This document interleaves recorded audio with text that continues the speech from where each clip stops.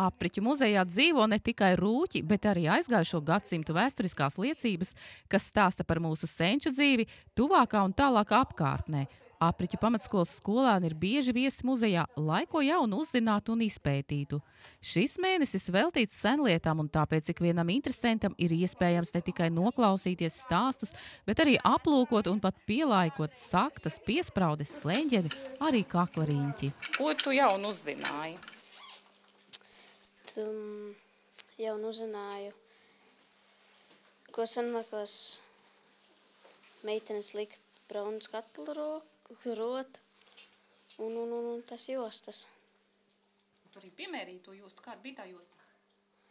Pasmaga. Ērta arī. Gribētu šodien tādu arī? Diez vai.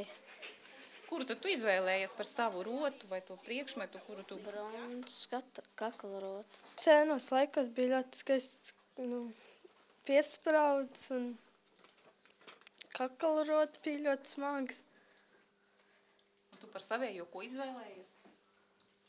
Piespraudīti. Piespraudīti? Kāpēc tieši piespraudīti?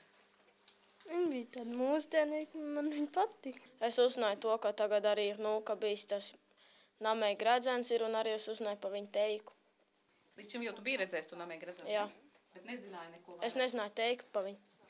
Tu zināji, ka tas ir namēja gredzens, jā? Jā. Un ko tu izvēlējies par savu rotas lietu? Namēja gredzenu. Tu arī gribētu uz sev tādu namēja gredzenu? Jā. Kāpēc? Smuks izstās. Smalko lietu pasauli sadalītā.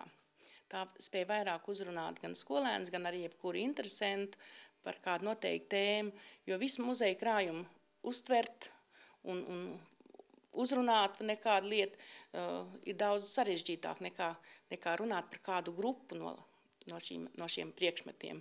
Un tā šis mēnesis ir senlietu stāsti ar vissenākajiem laikiem, dokumentiem, apliecinājumiem, atradumiem. Katrs skolēns izvēlētos senlietu cenšas uzzīmēt tā, lai nākamajā nodarbībā to varētu izveidot no plastikas, kā arī uzklausīt īstu rotkali. Esam sapratuši, ka faktiski interesantāk būs tad, ja arī būs kāds stāstnieks, kurš par šo tēmu varētu no savas puses, no savas pieredzes, no savas izziņas, šīs bagātās pasaules pielikt vēl klāt kā tāda odziņa. Un šī tikšanās ar šo cilvēku mums šobrīd ir ieplānot, ka tā varētu būt rotkali, kas darbojas Aizputes jaunredzes centrā. Ļoti interesants cilvēks, un ka viņiem tā būtu atskaites darba stunda, bet mums būtu tāda jauna iepazīšanās, kā visas šīs vērtības tiek nestas tālāk arī mūsu gadsimtā. Kā stāsta muzeja vadītāja, tad februārī visu uzmanību bijusi svecēm, skaliem, vējlukturiem un petrolēs lampām. Arī aprīlī dienas gaismā tikšot celtas muzeja bagātības. Aprīlī esam domājuši, ka jāpaceļ ir pūra lādē vāks, un tieši būs pūra lādes stāsti. Jo bērni ir izrādījuši arī šo interesi, tieši izmantot šīs arī iepriekšējā gadsimta tradīcijas, un ļoti patīk iesaisties stellēs un arī pašiem darboties un aust, un tad būt gan tā izzinošā, gan arī tā praktiskā darbošanās, un arī tikšanās ar cilvēku, kas to lietu vislabāk pieprot.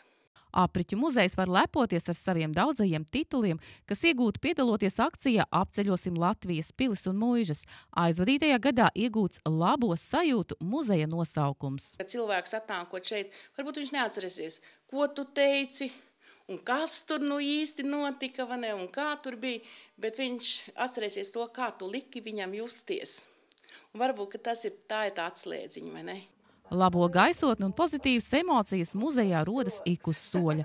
Kā gan var nepriecāties par čaklās audēs Lītas krāšņiem darbiem, piemēram, vasaras ziedu tēju gobelēnu. Pirmo gaļpies lielo sāku no fotografijas.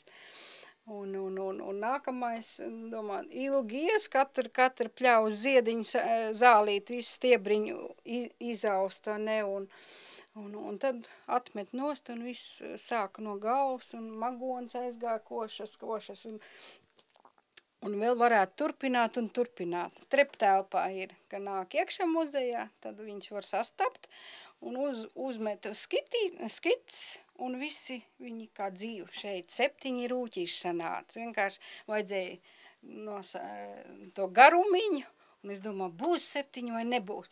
Un šeit ir tā, ka sniegbaltīti, tas plakāts vai ne tas, un 7 mazi rūķīši. Un katram savu biksiņas visi ir vienādi, cepurītes vienādas krāsas, un mazie rūķīši visi, un katram savs uzvalciņš ir savādāks, un arī tap. Un tagad top arī pieskaņot grīdceliņš. Un kopā tiem rūķīšiem rodās iedvesmu un turpināsies. Un vēl neapstāsies.